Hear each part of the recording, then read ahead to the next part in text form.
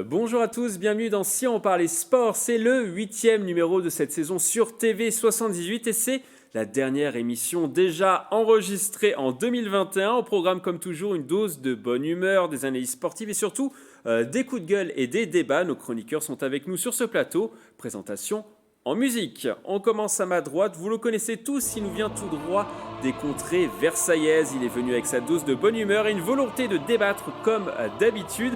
Pierre Chevalier du Rugby Club de Versailles est avec nous pendant une heure. Salut Mick, salut à tous. Comment allez-vous Pierre ? Fort bien dans cette petite forêt yvelinoise, magnifique avec cette décoration festive. On est bien, on est déjà dans la joie de Noël. Voilà, on est à deux jours de Noël. Allez, 2 jours, encore 2 dodos et ça arrive. Vous attendez les cadeaux ? Oui. Beaucoup de cadeaux. Ouais, plein, ouais. J'espère que vous avez été sages.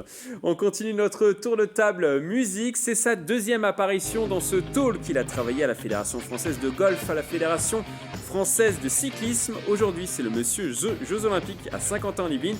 Mesdames et messieurs, Arnaud Courtier est avec nous pendant une heure. Bonjour. Comment allez-vous Arnaud ? Merveilleusement bien. On va parler sport. C'est Alors, le plus beau sujet qui soit. Alors les préparatifs des Jeux à Saint-Quentin-en-Yvelines, ça avance ? Ça avance très bien même. Oui, absolument. Vous êtes sur le dossier ? À fond. On est plusieurs sur le dossier, on est à fond. Oui, absolument. Non, tout va bien. Alors on continue à ma droite, musique. Lui aussi est une légende, un mythe de cette émission. C'est un spécialiste basket, mais il s'y connaît dans tous les sports. Il joue dans le club de basket de Trappes. Il a une grande expérience internationale. Notre MVP, Magic Mike Mokongo, est avec nous pendant une heure. Bonjour Mickaël, bonjour à tous. Comment allez-vous MVP ? Très bien, très bien. MVP de quoi? Alors là, c'est la dernière émission de l'année. Vous attendez 2022 avec impatience ? Oui, bien sûr, mais après, on va passer un bon moment. Je pense qu'on a de belles choses à parler. On termine bien 2021 Ouais, ensemble. Alors avant de passer au programme de l'émission, on va parler de rugby. Émilie Boulard, originaire de Rambouillet, a reçu un prix de la part de World Rugby. La Fédération internationale a attribué à Émilie Boulard le prix du plus bel essai de l'année. On va regarder tout de suite cet essai inscrit face au Pays de Galles.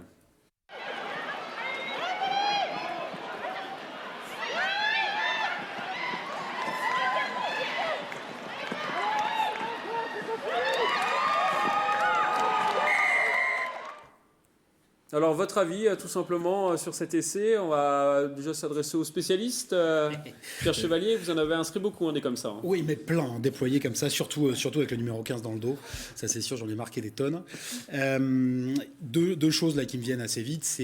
Premièrement, c'est les souvenirs de ces stades vides qui étaient tellement tristes pendant la pandémie, où pas beaucoup de public cause Covid. Et puis deuxièmement, ça me fait penser, ça me rappelle la très belle saison qu'a réalisée l'équipe de France de rugby féminine, notamment avec 2 fois le scalp des redoutables Black Ferns, les néo-zélandaises.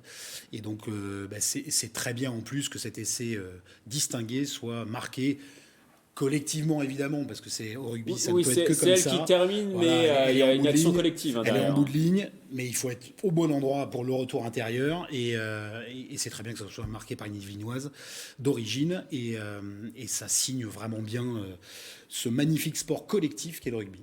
Arnaud Courtier, qu'est-ce que vous en pensez ?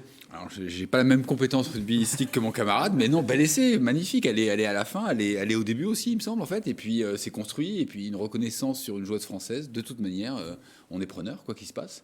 Mike ? Non, un sport co, c'est-à-dire toujours cette habitude de travailler ensemble, de former les schémas en équipe. Donc encore, c'est ce qu'on a pu voir sur cette action-là. Donc c'était magnifique à voir. Elle a 21 ans, Émilie Boulard, elle a toute sa carrière devant elle, on peut le dire. La vie, une belle carrière devant elle. Elle joue au club de Chili-Mazarin depuis Chili, 2017. Chili, et là aussi, il faut préciser que l'Île-de-France est un formidable vivier de joueuses et joueurs de rugby. Il y a beaucoup notamment d'internationales féminines et d'internationaux masculins qui sont issus des clubs franciliens, pas tous des Yvelines certes, mais on a énormément de belles écoles de rugby dans les Yvelines, évidemment. Je sais de quoi je parle, de très belles écoles de rugby, mais aussi dans les départements franciliens. Et là, on a de beaux espoirs chez les féminines et chez les garçons. Arnaud Courtier, ça peut peut-être vous intéresser. Elle fait du rugby à 7 et elle veut participer aux Jeux Olympiques en 2024. Qu'est-ce que vous en pensez ? Qu'elle a raison. Et on lui souhaite d'être au rendez-vous, bien sûr. Oui, c'est un de ses rêves. Voilà, exactement. Rugby, et alors, je ne sais pas si je vais me faire des amis, mais qu'il soit à 15, à 7 ou à 13, ça reste du rugby. Et que la France est une des grandes nations du rugby, de toute manière, historiquement. En 2024, on a cette chance extraordinaire d'avoir les Jeux chez nous. Et j'espère que les Françaises et les Français dans ce sport-là seront présents et au plus haut niveau, bien sûr. La dernière question sur Émilie Boulard. Elle fait partie un petit peu de cette génération des nouveaux rugbyman qui arrivent au niveau professionnel. Et notamment chez les filles. Filles ou garçons. Notamment chez les filles. Et c'est vrai que, alors évidemment, comme le rugby des garçons a bénéficié de plus de médiatisation, on peut suivre depuis plus longtemps les générations qui arrivent. Bon, et là, la toute dorée qui a été championne du monde U20 il n'y a pas si longtemps et qui arrive maintenant en équipe de France, en équipe 1, en équipe de France. Mais c'est vrai aussi pour les filles qui ont été à la fois attirées et intéressées par le rugby sur les récents résultats des équipes de France. Chez les garçons, c'est vrai, et chez les filles, c'est vrai aussi avec la médaille d'argent au JO de Tokyo. À 7. Et donc, c'est une formidable lucarne, pour prendre un mot de football, formidable lucarne sur la pratique, ces fameuses valeurs d'Ovalie qui font que le rugby a de belles années devant lui. Alors nous allons maintenant passer au programme de l'émission. Aujourd'hui, nous allons parler du tirage au sort de la Ligue des Champions. Le PSG affrontera le Real Madrid en 8e de finale. Coup de projecteur également sur la cérémonie d'ouverture des JO de 2024 qui se déroulera sur la Seine. Mais avant de parler de ces thèmes, on va parler football et de la Coupe de France.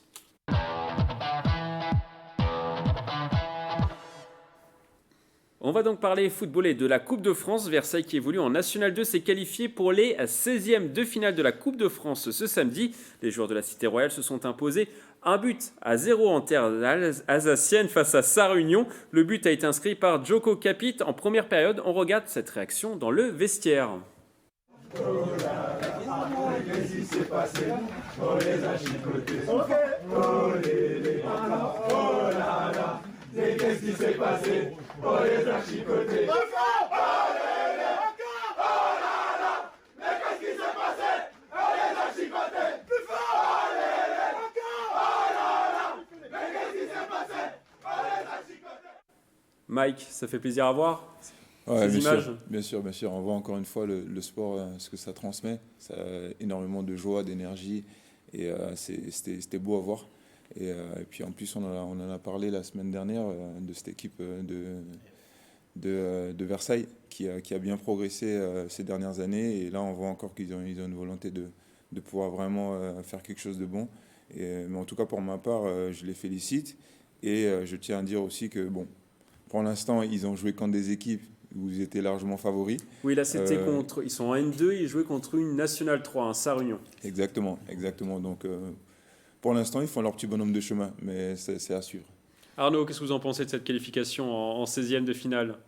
Que ça leur permet... C'est la Coupe de France, c'est populaire, on en parle. Exactement, ça leur permet d'avancer dans le tableau, ça fait parler du club, ça permet à la population de les découvrir ou de les redécouvrir, ça donne de l'envie tout simplement. On a vu la joie des joueurs, mais il faut penser à la joie du public, des supporters. Et moi je pense toujours à ce qu'il y a au bout, c'est-à-dire des petits garçons, des petites filles qui du coup ont envie d'aller faire du sport, ont envie de rejoindre le club local et c'est ça le plus important. Pierre Chevalier, alors vous êtes fier forcément. Bon, vous êtes au rugby club de Versailles, mais vous suivez avec attention. On est voisins évidemment. Le football à Versailles. Ouais, tout ce qui est bon pour le sport, d'une manière générale et d'une manière locale aussi à Versailles est bon. C'est la magie de cette Coupe de France. Vous savez, je suis un grand fan de l'épreuve, même en tant que rugbyman, mais grand fan de l'épreuve parce que justement, il y a qu'au foot et il y a qu'en Coupe de France qu'on peut trouver des trajets comme celui-là. Alors, si c'est vrai que pour l'instant, les oppositions n'étaient pas forcément très très relevées. On s'attendait à ce qu'en 16e, Versailles tombe sur un gros. Finalement, ça va être à nouveau une équipe de N3. Alors justement, vous me permettez de... J'ai un peu vite. Non, il n'y a pas de souci. Mais en tout cas, c'est vous me permettez de faire la transition, justement. Très fier pour les Versaillais. Alors, les Versaillais affronteront au prochain tour un autre club de National 3, La Roche-sur-Yon. Objectif, dépasser le meilleur parcours de l'histoire du club qui était un 16e de finale en... Quelle date à votre avis, messieurs ? 1948. 1948. Je t'ai même pas On, encore- Greg n'est pas là pour le confirmer, mais Je sais pas il en a si souvent. c'était l'année, mais on écoute justement le capitaine de l'équipe. Là, je pense qu'avec le tirage, ça reste un match abordable. Maintenant, on va bien préparer ce match. On sait que cette équipe de La Roche-Vendée est une très belle équipe qui est invaincue cette année, qui est deuxième avec un point de retard, avec 2 matchs en moins. Donc, on sait que ce sera pas facile et de toutes les manières, tous les matchs que nous avons fait jusqu'à présent en Coupe de France, il n'y en a aucun qui a été facile. Alors la rencontre sera programmée le dimanche 2 janvier à 13h45 au stade Mauboron face à ce club de National 3. La question sur ce thème, est-ce que vous êtes un petit peu déçu quand même par le tirage? Vous votez oui ou non? Oui ou non? Votez non pour vous? Oui pour vous, Arnaud. On fait un petit duel entre Arnaud et Mike. Alors, Non, oui et vous êtes non. déçu alors du coup? Non, mais c'est pas nécessairement déçu, mais disons que je pense que finalement, comme les joueurs, ils auront envie de se frotter à une grosse écurie, quoi, voilà. Et que, Oui, il reste encore Paris, Marseille, Rennes. mais, dans cette Coupe de France. mais finalement, alors c'est peut-être l'opportunité de passer un tour de plus, même si on a vu que c'était loin d'être gagné d'avance, hein, bien sûr. Mais on sait très bien que rencontrer une grande équipe, ça a d'autres répercussions que sportives, médiatiques, voilà, et que pour les joueurs, c'est une opportunité extraordinaire. Donc voilà, ça aurait pu être tout de suite, ce sera peut-être, je leur souhaite, pour le match d'après, voilà, tout simplement. Et le match n'est pas encore gagné. Le match n'est pas Non, mais encore en tout cas, on leur souhaite vivement. Ouais. Mike. Non, pour ma part, c'est pour gagner la Coupe de France, c'est les concours de circonstances. Donc forcément, on joue contre plusieurs équipes de plusieurs tableaux. Et puis après, forcément, si on joue des meilleures équipes, ça amène beaucoup plus d'affiches, beaucoup plus de médiatisation autour de ça. Mais voilà, il faut quand même, faut pas faire la fine bouche et prendre ce moment-là et puis essayer de faire le mieux pour qualifier cette équipe de Versailles pour le prochain tour. Pierre, vous restez sur votre position. Vous Ouais, moi, êtes d'accord avec Mike? Plutôt d'accord avec Mike, même si c'est là la magie, la Coupe de France, ça viendra après. Les gros, selon toute vraisemblance, s'ils passent les 16e en 8e, ils risquent de prendre au moins une Ligue 2 ou une Ligue 1. Donc évidemment, plus ça se rapproche de la, Ou peut-être de encore la une fi- de la nationale. finale, là ça serait vraiment un gros concours de circonstances et un gros coup de ADD. Donc pour le coup, je suis pas déçu parce qu'il faut de la chance, il faut la provoquer aussi. C'est comme ça et on va pas effectivement bouder une étape abordable avec une N3. Et surtout aussi, et je reprends les termes et finalement l'esprit du capitaine et ce qui tourne autour de toute l'équipe, pour l'instant, depuis le tirage, il n'y en a pas un qui s'emballe. Ils sont tous à dire prudence, le match n'est pas gagné, C'est quand même plus c'est ce que nous disait favorable. le capitaine. mais c'est pas Finalement, gagné. ils ont tiré plutôt des petites équipes, si Ouais. je peux dire, mais ils n'ont jamais gagné 5, 6 ou 7-0. Non, là, C'est ce qui nous a rappelé dans l'interview. 1-0 face à ça. À la télé, il ne va pas dire qu'on joue contre une équipe qui est faible et on va les sous-estimer. Ça va dans l'esprit du sport, on va forcément respecter les adversaires. Même si peut-être à l'intérieur, ils savent très bien qu'ils sont capables de battre cette équipe-là. Ouais. Donc, Oui. donc voilà, il y a aussi la pédagogie de s'exprimer aussi, je pense. Et on le disait, ça sera peut-être le record du club en Coupe de France. Est-ce que ça joue aussi dans toutes les têtes, Arnaud, de battre ce record Il leur faut encore un Oui. tour, il faut gagner encore un match pour battre ce record. En tout cas, pour les équipes, pour les joueurs, pour le staff, ça joue forcément. Surtout quand on sait qu'il date de 1948. 1948. Ouais, on a envie Ils avaient d'inscrire perdu son nom dans contre l'histoire. Guignon 4-1 pour la petite histoire. Bah voilà, on va oublier.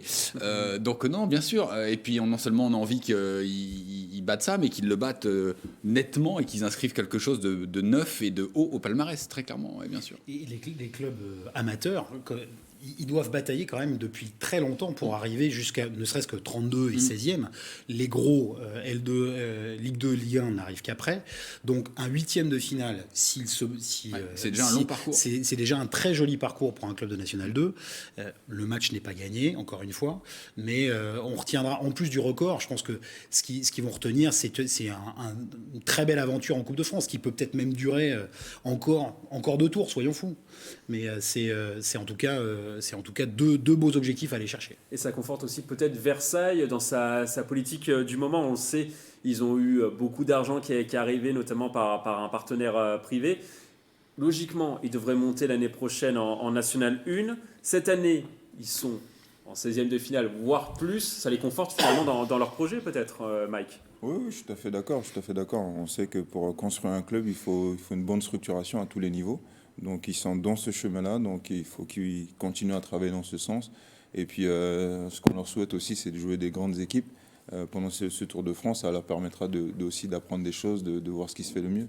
Et aussi, ça apporte de l'argent au club. Là, ils ont déjà gagné environ 50 000, 60 000 euros en étant arrivés à ce stade de la compétition. C'est sûr que sportivement et financièrement, commencer une saison de changement, d'évolution, parce qu'on en a déjà pas mal parlé là, c'est mieux de le faire avec un joli tour en Coupe de France, un joli parcours en Coupe de France. Dernière question, un petit pronostic autour de cette table. Pas moi. Pas de Je ne le risque pronostic. pas. Pierre, allez, mouillez-vous. Je m'étais planté d'un but sur le 32e. Je vais dire 2-1. 2-1. Victoire Versailles 2-1. Mike, Victoire Versailles 2-0 pour moi. 2-0. Ouais. Bon, on ressortira la vidéo après si besoin. Alors on suivra cela avec attention. La rencontre de la Coupe de France. Le Coupe de France ce sera donc le 2 janvier au stade Mauboron de Versailles. Bon courage aux Versaillais. On espère évidemment une victoire. Alors toujours en football, on connaît désormais les affiches des 8e de finale de la Ligue des Champions. C'est un cran plus haut que la Coupe de France. Le Paris Saint-Germain affrontera le Real Madrid avec un match aller au Parc des Princes le 15 février. Et un match retour le 9 mars à Madrid. Les deux équipes sont assez proches l'une de l'autre sur le papier. Les bookmakers anglais donnent un léger avantage au Real sur cette double confrontation. La question, qui est favori sur cette confrontation?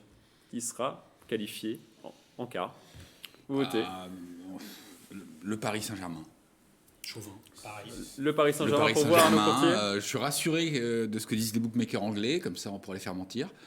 Et Ça puis, joue un peu, il dit non, mais 55-45. bien sûr que ça joue un peu. Et là aussi, c'est une histoire, c'est une construction. Alors, les histoires sont longues sur ces deux équipes, mais le Paris Saint-Germain se donne les moyens de progresser. On ne va pas parler de l'effectif, qui est extraordinaire. Il faut y croire, il n'y a pas de raison. Je pense qu'ils ont tous une envie incroyable de réussir. Vous n'êtes pas un peu mitigé sur le début de campagne de Ligue des Champions de Paris? Non, ça me rassurerait presque même. Je préfère que ça parte doucement et que ça arrive fort plutôt que l'inverse. Mike, qu'est-ce que vous en pensez alors? Pour vous, qui est favori?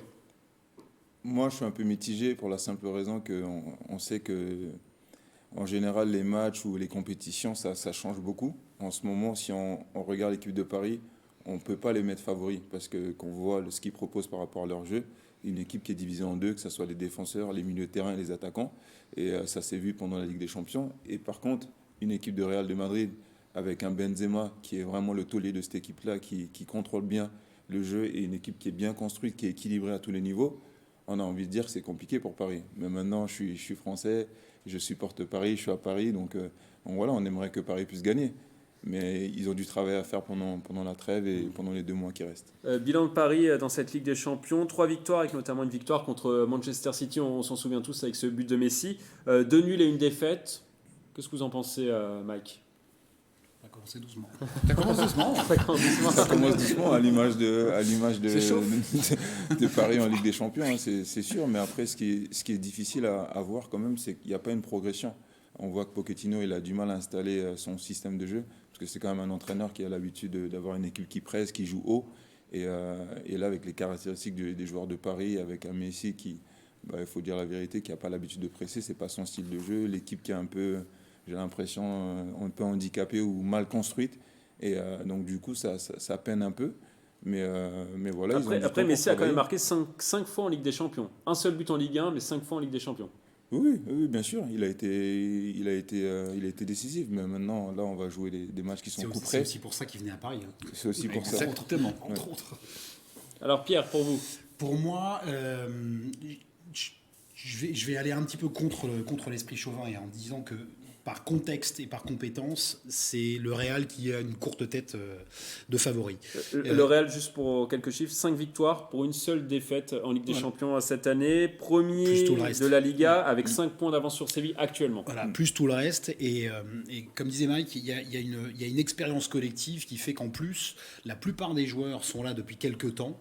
Ce qui n'est pas le cas de Paris, où on a du mal à trouver le ciment de cette équipe et que ça coulisse de derrière à l'avant, en passant par des milieux qui sont très, à l'image de Verratti, très irréguliers et très irrégulièrement justement alignés parce que blessures, parce que plein de raisons diverses et variées. Donc en termes de compétences, on a des retrouvailles d'entraîneurs aussi qui connaissent bien Paris, mais Pochettino a moins d'expérience que l'entraîneur du Real, et on a surtout des joueurs qui sont habitués aux joutes européennes, et notamment la Ligue des Champions, qui performent, alors à l'année dernière près, qui performent en Liga, et qui sont organisés autour d'une distribution de ballons avec vers un Benzema qui est en feu cette année et qui met quasiment tout ce qui tente.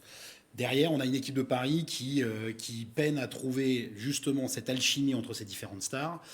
Messi a réalisé ce pourquoi il était venu en Ligue des Champions, c'est-à-dire en gros qualifier Paris pour les huitièmes. Ça s'est fait quand même dans la douleur, malgré tout. On a un Neymar qui est irrégulier, et on a Kiki Mbappé là, qui, en revanche, lui tient la baraque devant. Mais pour l'instant, mais qui pourrait signer au Real Madrid. Voilà.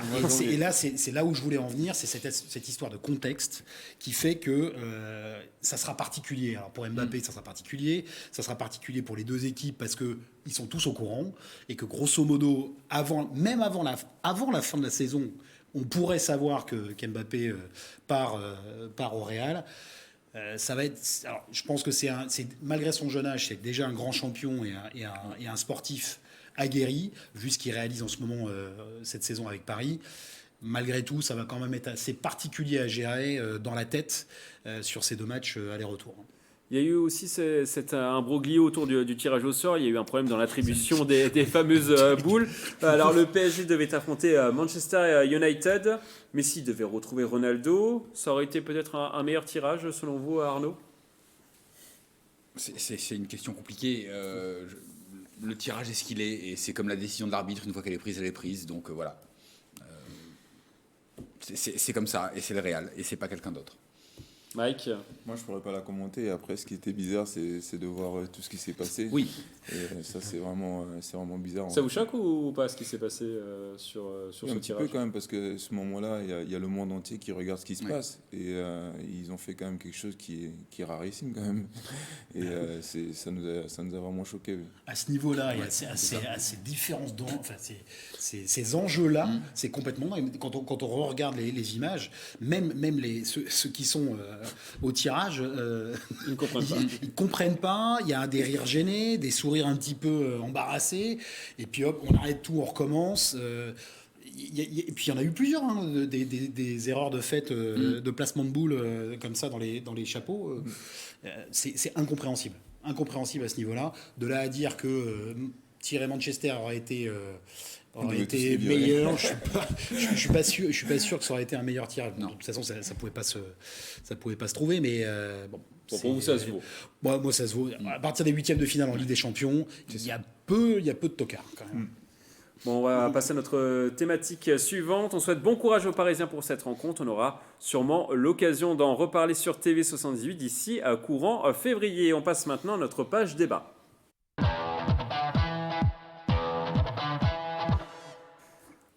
En ce mois de décembre, les organisateurs des Jeux de Paris 2024 ont levé le voile sur la cérémonie d'ouverture, et pour la première fois de l'histoire des Jeux Olympiques modernes, la cérémonie se déroulera non pas dans un stade mais en pleine ville. Les 10 500 athlètes, entraîneurs et autres membres des 206 délégations embarqueront du pont d'Austerlitz puis descendront la Seine sur 160 barres jusqu'au pont d'Iéna.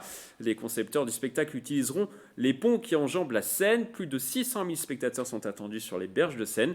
Ce sera le 26 juillet 2024. La question sur ce thème, la cérémonie d'ouverture, cette cérémonie d'ouverture sera-t-elle la plus grandiose de l'histoire ? Selon vous, oui ou non ? Oui. Oui. Vous êtes unanime. Unanime, grandiose, génial, Monsieur extraordinaire. Gio, Arnaud Courtier, qu'est-ce que vous en pensez alors? La plus belle cérémonie de l'histoire des Jeux, probablement, parce que... Il y en a eu des très belles quand même dans Ouais, mais l'histoire. la plus populaire, le plus grand nombre de spectateurs dans la plus belle ville du monde. Vous voulez quoi d'autre?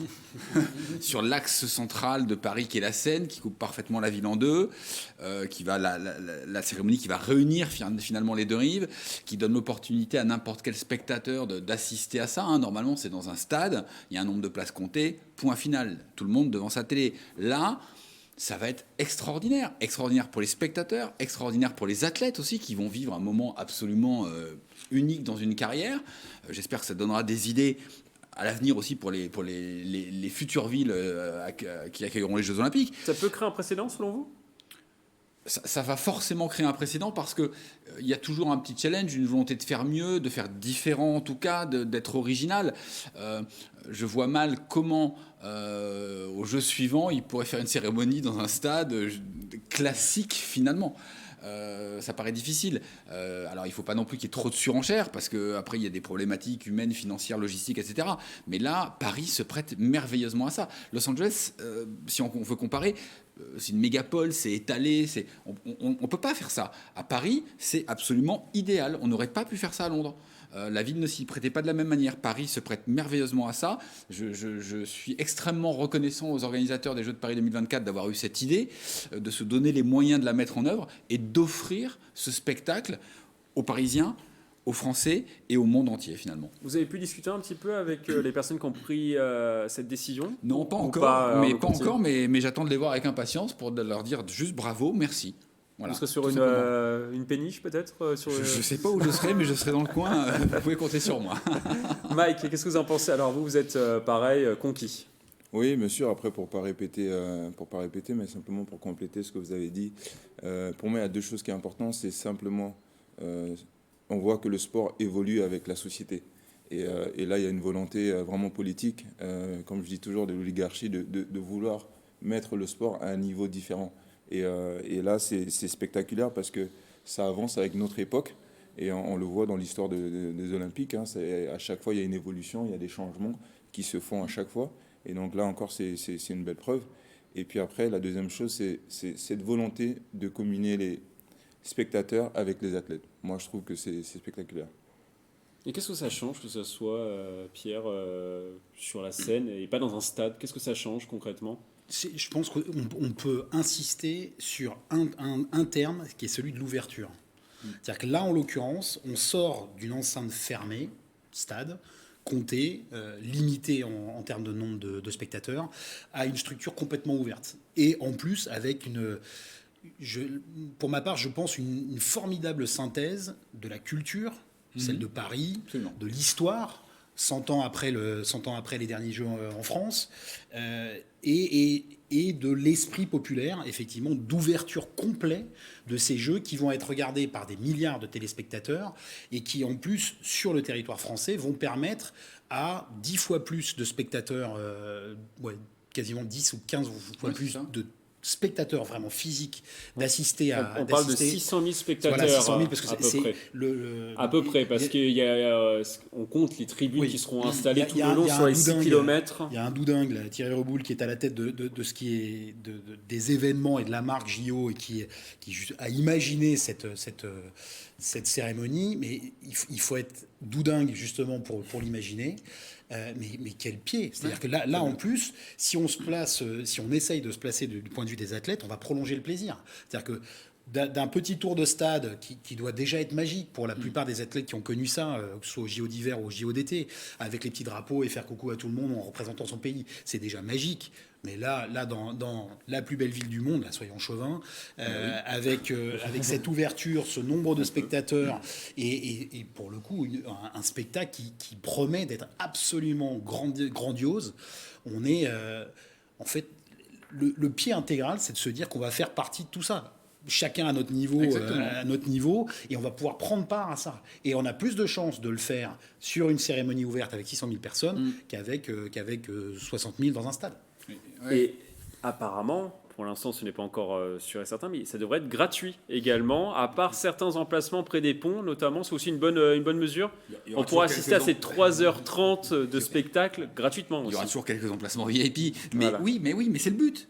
Et le sport à la portée de tous. C'est ce qui est merveilleux dans l'évolution du sport. Ce que tu disais, c'est que de plus en plus, le sport est au service de lui-même. Longtemps, le sport a été un outil de propagande pour diverses causes. Aujourd'hui, le sport fait la propagande du sport. Déjà, c'est pas mal, je trouve.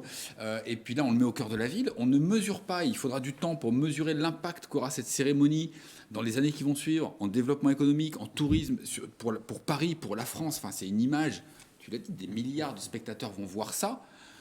C'est fantastique, c'est le plus bel hommage qu'on puisse faire à Pierre de Coubertin. Voilà, 100 ans après, on est là, et les Jeux au cœur de la ville. Et oui, pour les athlètes, ça va être fabuleux. Pour les organisateurs, ça va être extraordinaire. Pour le public, ça va être fantastique. Pour les forces de l'ordre, ça va être un petit peu compliqué parce qu'il va y avoir 2-3 soucis de sécurisation. Mais à part ça... Après, il faut espérer une belle météo également. Oui, il faut espérer. Bon, heureusement. Ça, on ne le maîtrise pas. On ne peut pas savoir le 26 juillet quel temps il fera. 2024. Mais en tout cas, on a tous les éléments pour une fête vraiment extraordinaire, hors du commun. Il n'y a pas de mots. Je veux dire, c'est pas dithyrambique de le dire. Ça va être fabuleux. Et tous les 4 ans, on mettait un stade olympique au milieu du dispositif, et c'était ce qui était diffusé dans le monde entier, et pour les spectateurs qui avaient la chance d'y assister. Là, on promeut quasiment peut-être 4 ou 5 sites olympiques en plus, si on regarde un petit peu le Trocadéro et après les différentes, je pense, ça va être aussi diffusé sur des écrans les autres sites olympiques, mais là en gros c'est une ville olympique qu'on promeut. Et il y aurait environ 80 écrans un petit peu installés partout sur le parcours aussi pour que tout le monde va en profiter, et notamment donc les spectateurs plus les athlètes. Je disais tout à l'heure de prolonger le plaisir, mais descendre la Seine sur des barges d'Austerlitz jusqu'au bout, jusqu'au Troca, au Champ de Mars, c'est là aussi ça doit être magique déjà de participer au JO, mais après dans ce type d'événement encore plus dingue. Magic Mike Mokongo. Alors est-ce que ça vous surprend ou pas que ça soit aussi novateur ces Jeux de Paris avec cette cérémonie d'ouverture? Est-ce que ça vous surprend de la part de l'organisation parisienne, ou finalement ça coule de source quand on entend les discours? Ça me surprend, oui et non, parce qu'on est dans un monde où tout est analysé, tout est vraiment regardé au millimètre près. Donc je pense que toutes ces personnes qui organisent les Jeux, ils échangent pas mal entre eux. Donc après, il y a une volonté collective de vouloir faire ça. Donc non, je pense pas du tout. Et de marquer peut-être l'histoire des Jeux Olympiques aussi. On a l'impression que sur ces Jeux de 2024, je ne sais pas à 50 ans et demi comment ça se passe, mais on a l'impression qu'on veut marquer ces Jeux Olympiques. Ils sont peut-être uniques dans une vie. Ils seront définitivement uniques dans une vie, en tout cas dans la nôtre. Voilà. On le répète, ok, on les a eu il y a 100 ans, on les a maintenant. On ne sait pas quand est-ce qu'on les aura de nouveau, mais probablement pas avant très longtemps. Donc c'est une opportunité à saisir. Une fois encore, parce que le sport c'est merveilleux et qu'on doit ça finalement à la population et particulièrement aux jeunes générations, mais que et là je peux parler pour 50 ans en Yvelines, c'est un coup de projecteur extraordinaire. Donc c'est du rayonnement du territoire, c'est du développement économique, c'est du tourisme, c'est de l'éducation, c'est beaucoup de choses. Donc c'est la chance de se saisir de cet événement qui est un moteur pour des tas d'autres sujets qui nous permettent d'avancer beaucoup plus vite. Et donc de faire le bien à des tas de niveaux avec un catalyseur qui est le sport, qui est le plus beau des sujets, parce que le sport, ça concerne tout le monde, c'est bon pour la santé, c'est bon pour la tête. Il faut que tout le monde fasse du sport. On sait que les problèmes de santé existent dans toutes les sociétés, particulièrement dans les sociétés dites civilisées. Donc il faut qu'il y ait une prise de conscience. Et donc les Jeux, c'est un accélérateur sur tous ces sujets et qui doivent et qui vont faire un bien fou à notre pays, que ce soit à 50 ans en Yvelines, bien sûr, mais partout ailleurs. En tout cas, on a hâte d'être à ce 26 juillet 2024 pour voir cette magnifique cérémonie d'ouverture. On l'aura compris, on sera tous là, mais on ne sait pas où. Oui, peut-être au niveau de la flamme pour vous, Pierre Chevalier. Je sais que vous allez peut-être apporter la flamme sur la dernière ligne droite. Alors, on va maintenant passer à notre envolée du jour. Grégory Canalé, vous l'aurez remarqué, n'est pas avec nous sur ce plateau. Il est en vacances, et oui, il y en a qui ont de la chance. Il nous a enregistré son envolée à distance. Aujourd'hui, il nous a dit qui était son Yvelinois de l'année 2021. On regarde sa vidéo. Salut la team, quelle année sportive encore. Malgré la crise sanitaire, les athlètes yvelinois nous ont une nouvelle fois époustouflés. Alors qui est le sportif yvelinois de l'année ? Louis Burton, sa 3e place au Vendée Globe nous a fait rentrer de la plus belle des manières dans cette nouvelle année. Oui, il a dû abandonner sur la Transat en novembre, mais le Rambolitain fait partie désormais des tout meilleurs skippers mondiaux. Pourquoi pas Émilie Boulard, elle a inscrit le plus bel essai féminin de l'année selon World Rugby, inscrit contre le Pays de Galles lors de sa première sélection en avril, rien que ça. L'arrière de 21 ans, habitante de la Selle-les-Bordes, collectionne 6 caps en bleu. La jeunesse au pouvoir avec Victor Wembanyama, 17 ans, 2,19 m et déjà beaucoup d'observateurs de NBA. Le basketteur formé à l'Entente Le Chesnay-Versailles pourrait être drafté en 2023. Il a plongé dans le grand bain cette saison en passant de Nanterre à Lasvel, le club de Tony Parker.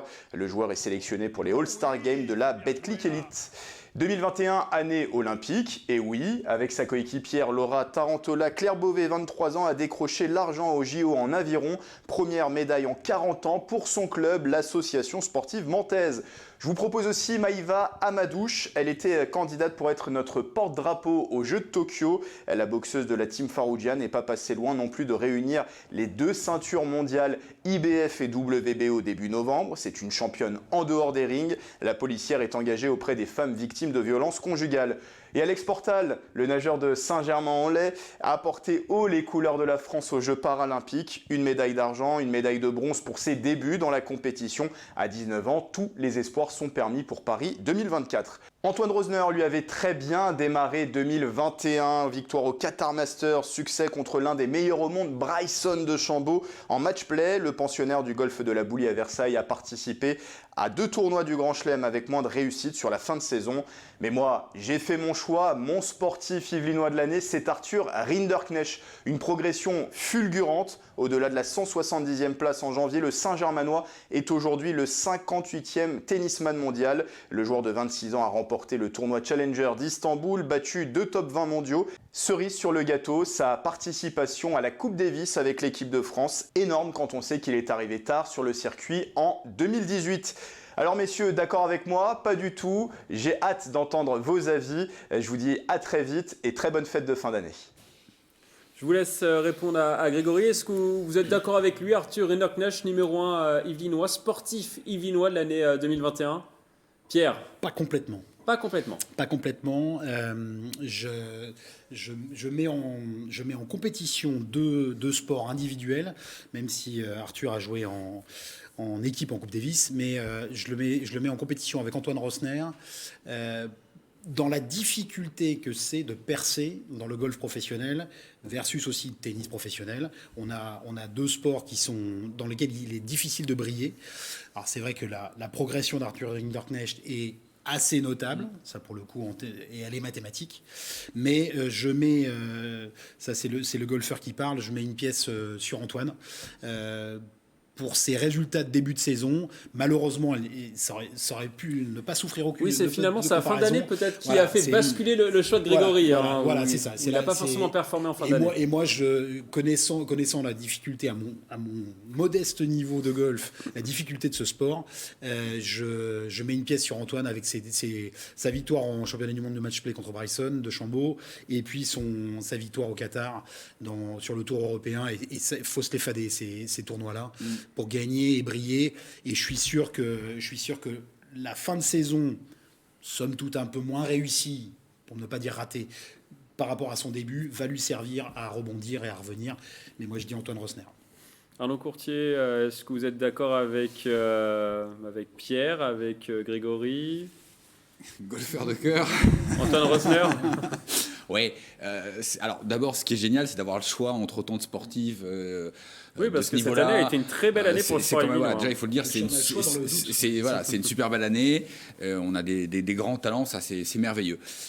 Oui, Pierre, le golf n'est pas un sport très culturel en France et peu de gens connaissent la réalité du circuit. C'est très très dur. C'est vraiment très dur. Et faire ce qu'il a fait, c'est magnifique.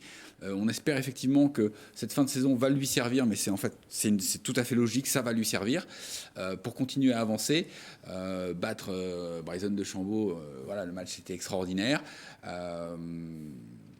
Parce que j'aime le golf, réellement, Antoine Rosner, mais toutes les performances sont fantastiques. Finalement, on a plus parlé, comme vous le disiez, d'Arthur Rinderknecht qui est au port du top 50 mondial que Antoine Rosner finalement. Mais parce qu'on parle plus de tennis que de golf en France, voilà, tout simplement. Mais attention, c'est pareil, être au top du porte 50, aux portes du top 50, je vais y arriver, mondial, en tennis, c'est aussi monstrueux. C'est une difficulté énorme. C'est un travail incroyable. Les gens oublient souvent que sportif de haut niveau, c'est un métier à temps plein qui est un sacerdoce qui demande un entraînement incroyable. On voit souvent chez les grands champions les paillettes quand on est arrivé, mais pour y arriver, le travail est dingue et pour se maintenir, il est encore plus dingue. La concurrence est énorme. On est d'accord ? Bien sûr. Bon, voilà. C'est à vous, Mike. Alors, qui est pour vous le sportif yvelinois de l'année ? Arthur Hinnerknecht, Antoine Rosner, il y en a eu d'autres. Hein. Maïva Amadouche, Claire Beauvais qui a réussi une superbe médaille d'argent aux JO. C'est peut-être c'est très la médaille peut-être qui a fait le plus parler, peut-être. Moi, non, même pas. Peut-être que ça va vous choquer ce que je veux dire, mais pour ma part, c'est difficile de répondre à cette question-là pour la simple raison que tous ces athlètes-là, ils ont marqué leur discipline. Cette année-là, tout le monde a évolué, tout le monde a progressé, et c'est difficile de dire qu'un athlète a réalisé mieux que tout le monde, parce que en fin de compte, ça serait décrédibiliser les autres athlètes par rapport à ce qu'ils ont fait, par rapport à leur travail, par rapport à ce qu'ils ont effectué toute la saison. Donc, il en faut bien un. Mais comme le disait un célèbre présentateur télé, tout le monde a gagné. C'est quoi le juge de paix alors par rapport à ça ? C'est Grégory Canalé. D'accord. Donc, non, mais c'est là qu'à la fin tu fais un choix sur des. Il faut faire un choix, c'est sûr. Sur ce qui te parle c'est le beaucoup plus. plus simple. C'est beaucoup plus simple si c'est tous ces athlètes-là ils sont dans la même discipline. Mais là, c'est des disciplines qui sont complètement différentes et voilà. Bah après, je suis basketteur, je dirais Victor alors. Victor Wembanyama. Victor Wembanyama, d'ailleurs, qui ne participera pas au All-Star Game. Oui, je ne sais pas blessé, si vous avez vu Mike, il s'est blessé. Oui, il s'est blessé. Bah, Pierre, on en parlait la dernière fois. Il y a 15 jours. La dernière fois, il y a 15 jours. Physique. Mais est-ce que Victor n'est pas trop jeune là pour l'instant? On l'a dit, il va avoir 18 ans. Est-ce qu'il n'est pas trop jeune pour être encore le sportif yvelinois de l'année? Je ne sais pas si en matière de sport on peut définir ça comme ça, hein, parce Non, que y a Tony pas d'âge. Parker, par exemple, à 18 ans, il était déjà NBA. À 20 ans, il a gagné un titre NBA, donc c'est ton talent qui parle, en fait. Donc non, il n'y a pas d'âge. Mais après, c'est dommage pour lui de, encore une fois, se blesser, parce qu'il n'arrive pas à vraiment progresser et continuer sur sa saison. Un petit mot aussi, on l'a pas trop évoqué, Louis Burton qui a fini 3e du Vendée Globe, c'était pas forcément attendu. Louis Burton qui a raté sa Transat Jacques Vabre, qui a abandonné au bout de même pas 24 heures de course. Louis Burton aussi, super performance sur ce Vendée Globe 2020-2021. Encore une discipline incroyable. Et là, c'est dans la tête, quoi. C'est la capacité des skippers, c'est quelque chose d'admirable. Hein. Je pense qu'on ne peut pas imaginer ce que c'est de vivre ce qu'ils vivent. Même en faisant de gros efforts. Si mes souvenirs sont bons, pendant quasiment une semaine, il n'avait pas de quoi faire réchauffer ses plats, il n'avait quasiment pas d'eau pour boire sur la dernière semaine de course. C'est ça l'idée, c'est que ce sont des aventures humaines incroyables qui doivent les amener à avoir une réflexion sur eux-mêmes, sur la vie, enfin absolument folle. Je ne suis pas sûr que j'aurais envie de vivre ça, je suis sûr que je n'en serais pas capable. Voilà, et donc on ne peut être qu'admiratif, ça c'est certain. Ouais. Louis Burton, oui. Oui, voilà une discipline qui est extrêmement exigeante. On a parlé souvent aussi des conditions de course, de démarrage, de départ, les pénalités, et puis les avaries. En plus, c'est-à-dire que même le meilleur des navigateurs dépend de son bateau. Donc les autres athlètes, l'aspect matériel est un tout petit peu moins important. Mais alors là, un skipper, c'est dans la tête, c'est facteur chance aussi, et puis la maîtrise de son bateau. Il y a aussi des paramètres techniques qu'il faut prendre en compte. Mais oui, belle performance aussi, c'est sûr. Alors on va maintenant passer à l'équipe de l'année. Plusieurs équipes ont performé en 2021, on en a retenu 4. Pour que Pierre soit encore avec nous l'année prochaine sur ce plateau, on a nominé le Rugby Club de Versailles, qui est invaincu dans le championnat de Fédéral 3 et qui a une très belle équipe pour monter. On a également nominé Versailles Football, qui est 2e du championnat de National 2, qui jouera en un 16e de finale de Coupe de France et peut-être plus l'année prochaine. Alors il y a également Saint-Lô-la-Bretèche en golf qui a remporté la Golfers 2021 face à Toulouse avec une brillante Charlotte Liotier. Une victoire surprenante acquise sur les terres du golf de Saint-Jean-Manlé. 19 ans après son dernier sacre dans ce championnat de France amateur dames de première division, Saint-Lô-la-Bretèche a brillé. Et enfin, Poissy Triathlon, 3 sportifs du club, Dorian Coninx, Cassandre Beaugrand et Léonie Perriot, ont remporté une belle médaille de bronze à Tokyo cet été sur le relais mixte. Quelle est l'équipe ilvinoise de l'année selon vous? Vous votez. Ah bah devine, hein.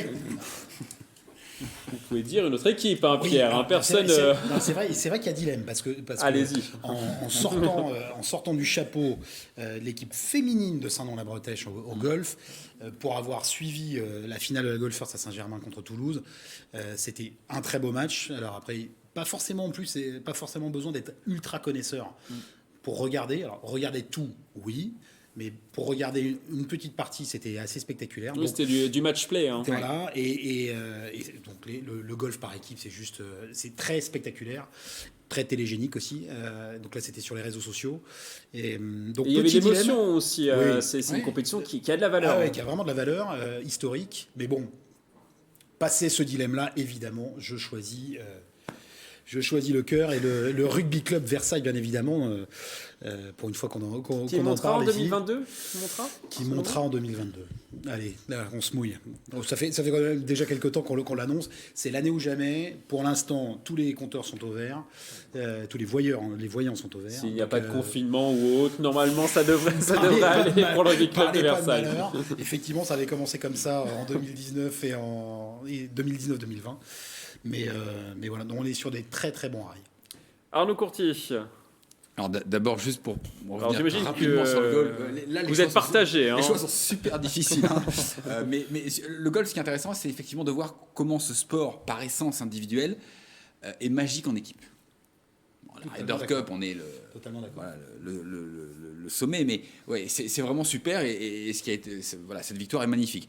Néanmoins, et sur un beau parcours à Saint-Germain-en-Laye, moi je suis obligé de répondre, le cœur aussi, Poissy, le triathlon, club magnifique, des athlètes qui performent, qui sont fabuleux, une infrastructure derrière tout ça.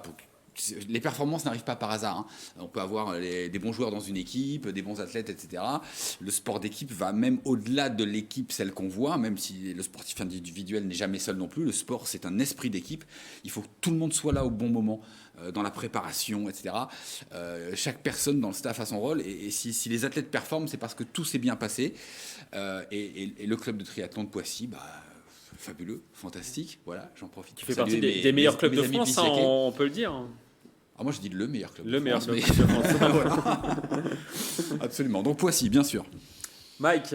Non, après moi honnêtement j'ai pas tout suivi à 100%, mais si je devais choisir, je dirais Versailles. Voilà, Versailles foot ou rugby, attention. Non, Versailles foot.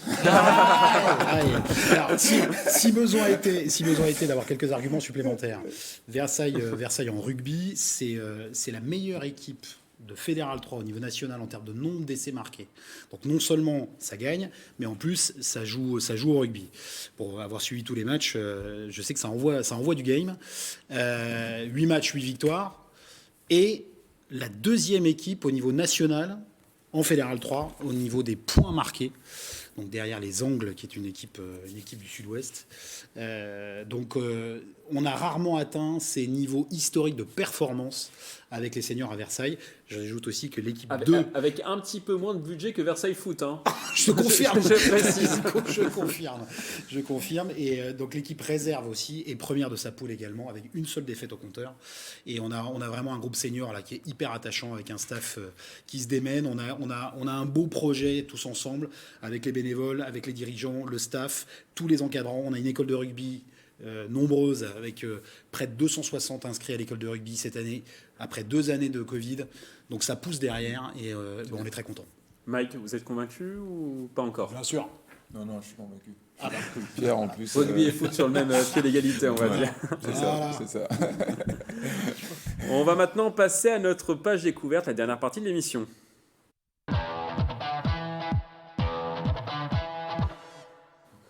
Dans cette dernière partie d'émission, je vous propose de terminer En beauté, avec une belle histoire, celle de Georges à 4 ans, il est l'un des plus jeunes licenciés du département. Regardez son portrait. Qui est-ce qui t'apprend à jouer au golf? Papa. Une passion de père en fils. À 4 ans seulement, Georges est le plus jeune licencié du golf Isabella de Plaisir, une histoire avec les clubs qui a débuté il y a presque 2 ans. Ça faisait un an, enfin un peu moins d'un an, ça faisait 6 mois qu'il avait démarré. Et donc il y a eu cette période de Covid où on était tous à la maison.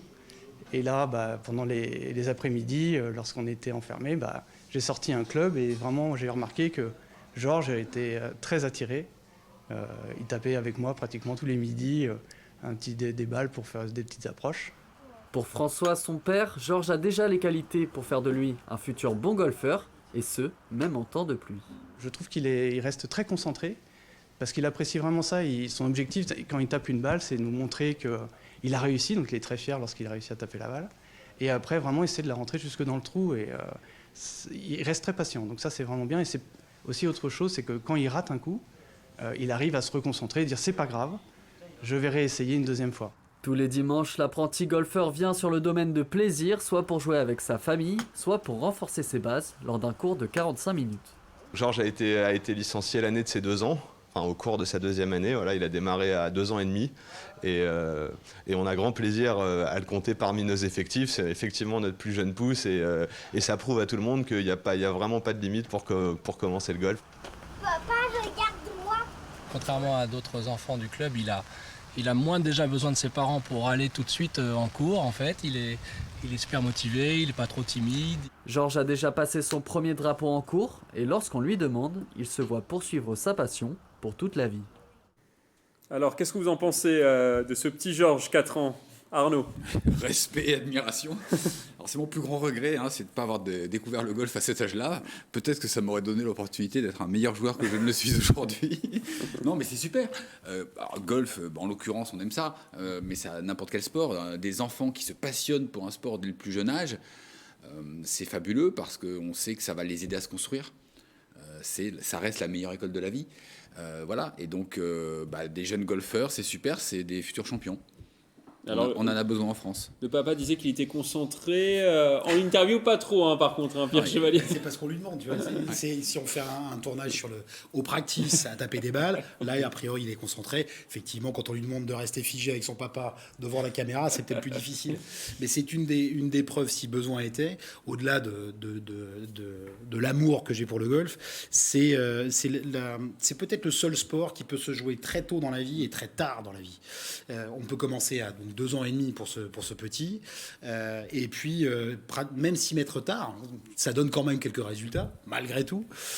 Et il jouait à 2 en famille, père-fils, grand-père, grand-père, petit-fils, pendant des années et des années. Et je ne connais pas d'autre sport, a priori, qui permet cette amplitude de pratique et de plaisir vraiment.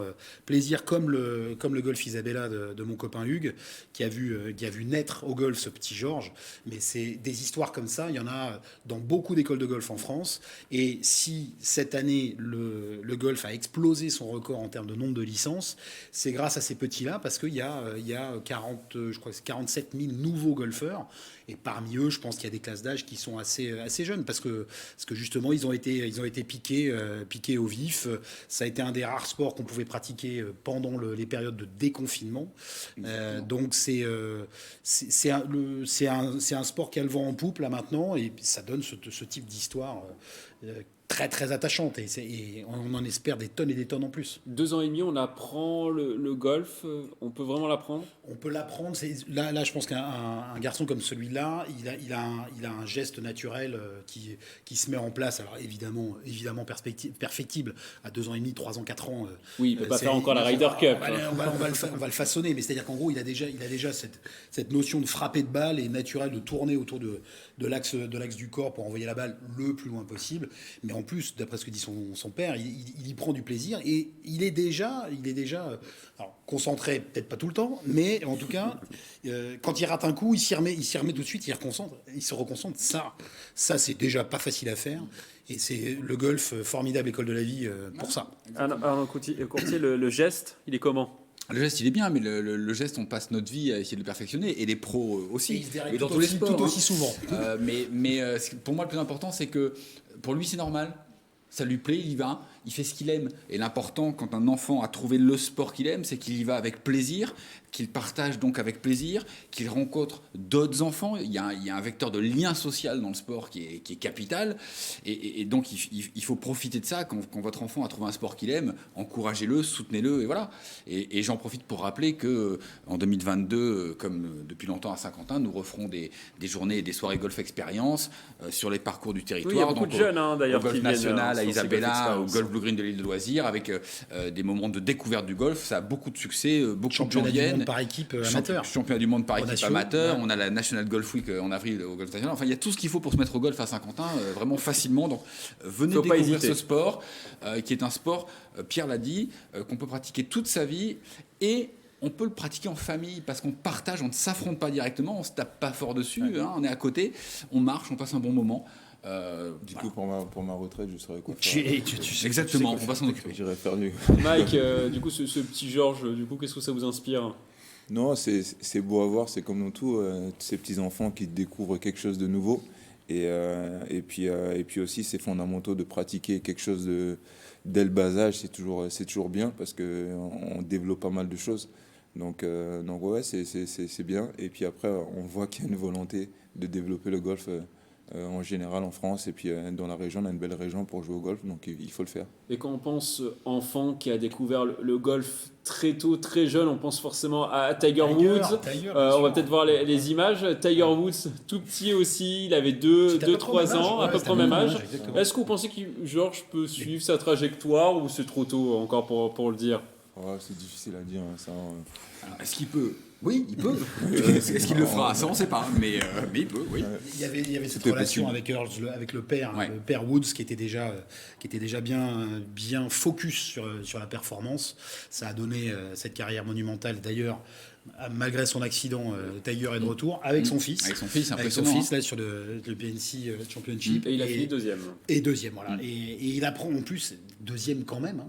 Bon, il a un sérieux swing, hein, le petit Oui, 12 ans, j'allais ce que 12 j'allais ans, dire, là. il faut regarder La relève, son fils jouer. Ouais. la relève est assurée. Là. Donc on ne sait pas si ce petit Georges aura le même destin. On lui souhaite. Après, c'est bien pour le golf en France et pour le golf d'une manière générale.